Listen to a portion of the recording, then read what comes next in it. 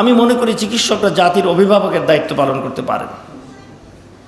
আপনি এটা জনগণকে বোঝাতে পারেন, কারণ রোগীদের কাছে তো আপনাকে যেতে হয় না, রোগীর কাছে আপনাকে যেতে হয় না। আপনি তো প্রিভিলেজ যে আপনার কাছে মানুষ আসে উল্টো পয়সা দিয়ে এবং লাইন ধরে বসে থেকে আপনার কাছ থেকে সার্ভিস নেয়। আপনি তো এখানে বসে একটু কাজ করতে পারেন। সেটা হলো আজকে রিসালাতের যে মেসেজ আপনি পাচ্ছেন সেটা যেমন বোঝাতে পারেন, পাশাপাশি বাংলাদেশকে পুনর্গঠনের জন্য আপনার যে মেসেজটা দেওয়া উচিত সেটা কিন্তু আপনি দিতে পারেন। শুধুমাত্র ডাক্তারি করা এবং চিকিৎসা ফি নেওয়ার মধ্যে সীমাবদ্ধ না থেকে আমরা যদি একটু সাহস করে 2 মিনিট দাওয়াতের কাজ করি, মানুষের পরিবর্তনের কাজ করি। ইন্টারেস্টিংলি আমরা কি করেছি না করেছি তার চাইতে উপরওয়ালা যেন আমাদের রেজাল্ট বেশি দিয়েছেন, কারণ এদেশের সবচেয়ে মেধাবী, সবচেয়ে অ্যান্টি স্ট্যাবলিশমেন্ট যে ইউনিট, সবচেয়ে বেশি যাদের সংবেদনশীল অংশ, সেই ঢাকা ইউনিভার্সিটি এবং জাহাঙ্গীরনগর ইউনিভার্সিটিটা কিন্তু তাদের নেতৃত্ব নির্বাচনে ভুল করে নাই, আলহামদুলিল্লাহ। সুতরাং এখন কাজ করার সময়, এটা কাজ করার মৌসুম।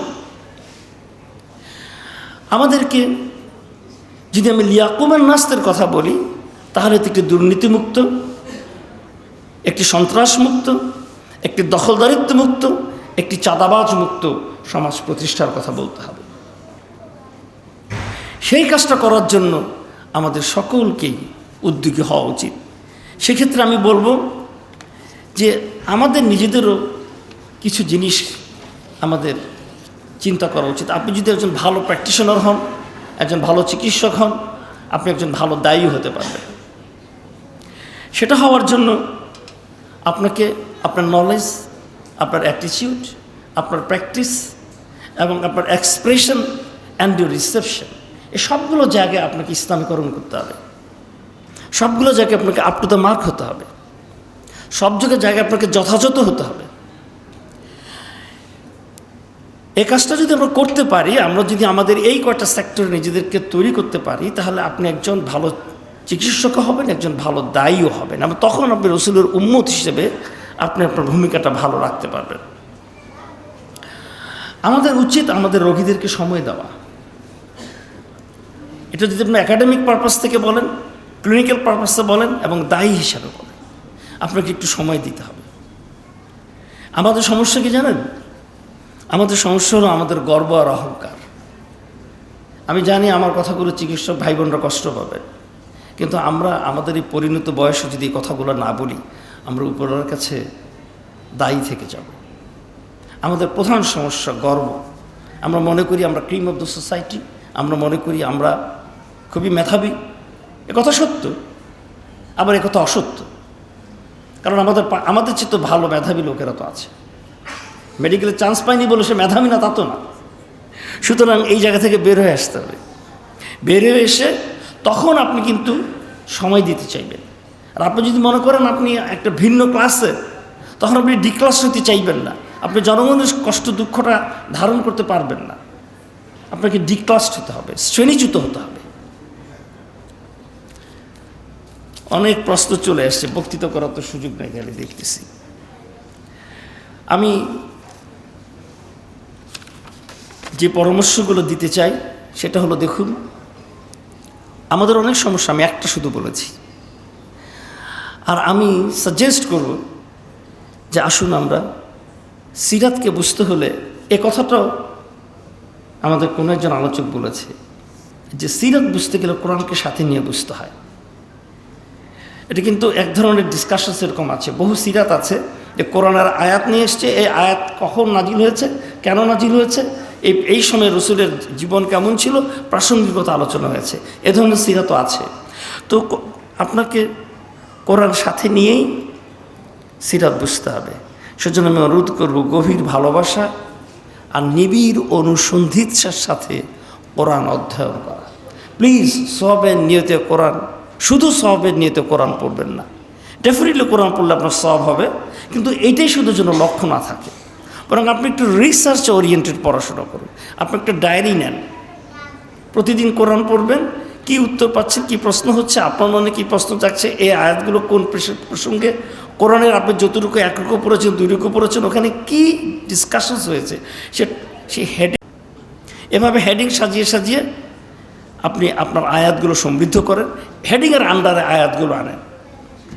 2 নম্বর বলবো, সিরাতের গভীর মনোরবির সাথে সিরাত অধ্যয়ন করা এবং সেটাকে পারলে কন্টেম্পোরারি হিস্ট্রির সাথে মিলিয়ে আলোচনা করা। সর্বাবস্থায় আল্লাহর উপর সন্তুষ্ট থাকা, আমি চিকিৎসকদের জন্য বলছি, এবং সার্বজনীন ভালোবাসা এটা হৃদয়ে ধারণ করা। রোগীদেরকে ভালোবাসো। জুনিয়রদেরকে বলবো, পেশেন্ট দেখে বাসায় যে যখন হসপিটাল ওয়ার্ডে পেশেন্ট দেখে আপনি যখন আপনার রেস্টে যান, তখন রেট্রোগ্রেডলি ভাবুন আপনি কোথাও ভুল করলেন কি না। তাহলে হবে কি, অ্যাটলিস্ট আপনাকে রিং করবেন আপনার সিএকে কি আপনার সিনিয়রকে, যে আমি মনে হয় এখানে ভুল করলাম কি না, একটু কাইন্ডলি এটা কারেকশন করতে পারলে করে দেন। আর হলো যে রোগীদের জন্য দোয়া করা। আমি চিকিৎসকদের বলবো, আপনি আপনার রোগীর জন্য দোয়া করবেন, নিজের জন্য দোয়া করবেন, রোগীর জন্য দোয়া করবেন। আর জুনিয়রদেরকে বলবো যে নিজেকে নিয়ে ভাবা, আমি ঠিকমতো চিকিৎসাটা দিতে পেরেছি কিনা। এখন তো আপনি সিনিয়র কাউকে বলতে পারেন, কিন্তু আপনি যখন পোস্ট গ্রাজুয়েট করে ফেলবেন, তখন আপনি কাকে রিং দিবেন? আপনার রিং দেওয়ার জায়গাটাও থাকবে না। খুব ডিফিকাল্ট সিচুয়েশন। আপনি কাকে বলবেন যে আমি তো এখানে বুঝতে পারছি না? এই বলার জায়গাটা থাকে না, সংকুচিত হয়ে যায়। সুতরাং তৈরি হওয়ার সময় হলো জুনিয়র সময়টা। আসলে একজন ভালো চিকিৎসকের জন্য ভালো হওয়ার সর্বোত্তম উপায় হলো ভালো ট্রেনিং করা। অনেক ডিগ্রির চাইতে উপযুক্ত যথাযথ ভালো ট্রেনিং খুবই জরুরি।